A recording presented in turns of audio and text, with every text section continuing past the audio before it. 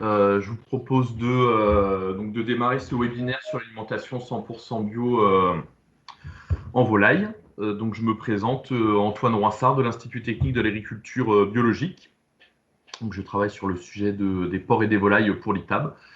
Et donc je suis localisé à Angers, en pays de la Loire. Voilà, donc je vais rappeler les petites consignes pour les webinaires. Donc, je vais vous demander de bien tous couper vos micros et les caméras. Voilà, pour éviter tout bruit parasite ou autre. On va être sans doute environ une centaine, hein, parce qu'on est 170 inscrits. Donc voilà, après, tout le monde ne vient pas généralement, donc on va poser les questions dans le chat. Donc vous pourrez les indiquer au fur et à mesure des présentations dans le chat, et dans certains cas, on essaiera d'y répondre directement dans le chat, et sinon, il y aura une session de questions après les présentations où on pourra reprendre vos questions qui n'auront pas été traitées au fur et à mesure. Voilà. Je vous indique aussi que le webinaire est en cours d'enregistrement, notamment pour les personnes qui souhaitaient participer, qui n'étaient pas disponibles. Voilà, c'est aussi pour ça, pensez à bien couper vos caméras pour ne pas être dans l'affichage d'enregistrement. Donc, le programme pour la matinée, on va finir vers midi et demi. Donc, on va démarrer avec une petite introduction. On vous présentera les résultats de 2 essais qui ont été menés en élevage. Hein. Donc, on est sur des essais de démonstration, donc en France, et notamment en partenariat avec la communauté de volaille de la FNAB. Donc, un retour d'expérience sur un aliment 100% bio en poule pondeuse, qui sera présenté par mon collègue Rio Dossin, et un autre essai qui visait à formuler des aliments finition pour des poulets de chair sans tourteau de soja. Voilà. Ensuite, on accueillera un collègue partenaire du projet, donc Eugenio Papi, donc, qui vient d'Italie et qui est francophone, donc il va pouvoir nous présenter aussi les résultats des essais qui ont été menés en Italie et qui, dans notre cas, concernent l'utilisation de la cameline pour des poules pondeuses. Voilà. Ensuite, il y aura quelques présentations flash. On a essayé de cibler quelques résultats d'essais qui ont été menés dans des élevages d'autres pays. Voilà, donc ce sera un petit peu plus rapide. Et les intervenants ne seront pas là, hein, c'est nous qui ferons les présentations. Donc, l'utilisation de graines germées pour les poules pondeuses, potentiel de déchetterie de céréales pour l'alimentation des volailles. Il y a eu une étude aussi de menée sur la qualité des graines et des tourteaux de soja en Europe. Culture et utilisation de l'ortie en volaille, donc en Allemagne, et implantation de trèfle et de luzerne sur des parcours de pondeuses, donc réalisé aussi en Allemagne. Et ensuite, on fera une petite conclusion et on vous demandera notamment vos idées, hein, pour des suites à donner à tout ce travail. Petit rappel peut-être pour qu'on soit tous au même niveau d'information. Donc à partir du 1er janvier 2022, l'alimentation devra être 100% bio pour les monogastriques.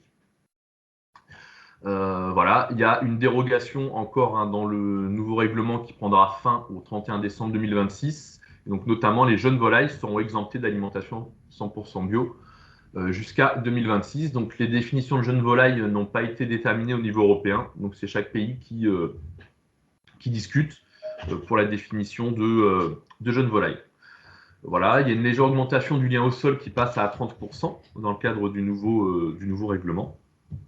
Et donc en particulier, hein, le passage à une alimentation 100% bio, ça pose pas mal de questions d'un point de vue zootechnique et formulation, d'un point de vue agronomique aussi, en particulier dans la mesure où il peut être plus compliqué d'utiliser massivement des protéagineux, je pense aux poules pondeuses notamment, en 100% bio. Donc ça pose des questions en termes de rotation culturelle et de disponibilité des matières premières, et aussi d'impact économique. Voilà, donc avec le 100% bio, on doit se passer de matières premières conventionnelles qui sont très très concentrées en protéines et de haute qualité, pour lesquelles on n'a pas nécessairement d'équivalent de disponible en agriculture biologique. Donc, le principal challenge du passage au 100% bio, hein, c'est d'équilibrer les formules alimentaires en lysine et digestible, en lysine digestible et méthionine digestible, hein, qui sont les deux principaux acides aminés limitants pour les volailles. Et donc tout ça en maîtrisant la teneur en protéines des aliments et en essayant de maintenir les performances technico-économiques. Voilà. Et à titre d'information, à l'heure actuelle, les principales matières premières très riches en protéines qui sont utilisées issues de l'agriculture conventionnelle sont du gluten de maïs et du concentré protéique de pommes de terre. Voilà, donc notamment pour répondre à cette problématique, le dossier européen au Kenneth Ecofid a été mené là sur 3 ans et demi. Donc là, on est sur une restitution finale des résultats de ce projet. Donc il y avait 19 partenaires dans 11 pays d'Europe, hein, on peut voir, donc le Danemark, Belgique, Royaume-Uni, France, Allemagne notamment, Suisse avec le FIBEL, Italie, Autriche et puis Serbie.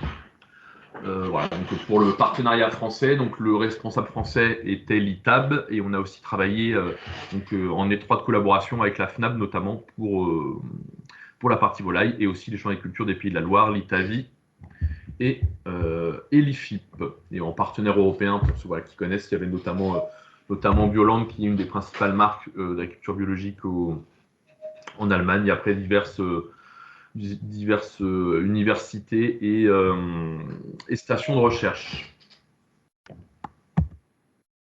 Voilà, donc en fait ce projet était plus un projet de communication, valorisation que vraiment un projet avec des expérimentations en station. On était essentiellement sur des essais en élevage, donc ça a duré 3 ans, hein, de 2018 à 2020.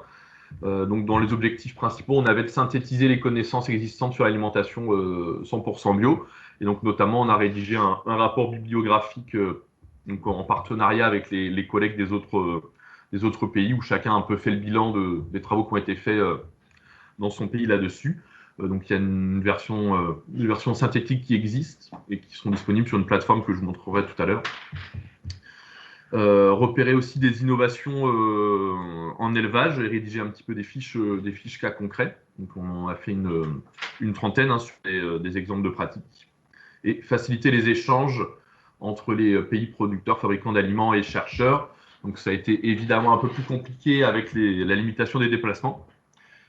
Voilà, mais on a pu visiter des élevages et emmener des éleveurs français aussi en Suisse notamment, visiter des élevages. Et puis quand il y a eu une réunion en France, hein, les éleveurs et partenaires des autres pays ont pu visiter un élevage de poulets, un élevage de poules pondeuses et aussi une usine de fabricants d'aliments du bétail en France. Voilà pour ça. Donc ce travail était basé en fait sur des groupes multipartenaires qui étaient animés par les différents partenaires dans les pays. Donc je vous ai remis juste à titre d'information hein, pour les pondeuses et les poulets. Donc les pays qui étaient concernés, c'était le Royaume-Uni, le Danemark, l'Allemagne et donc aussi l'Italie.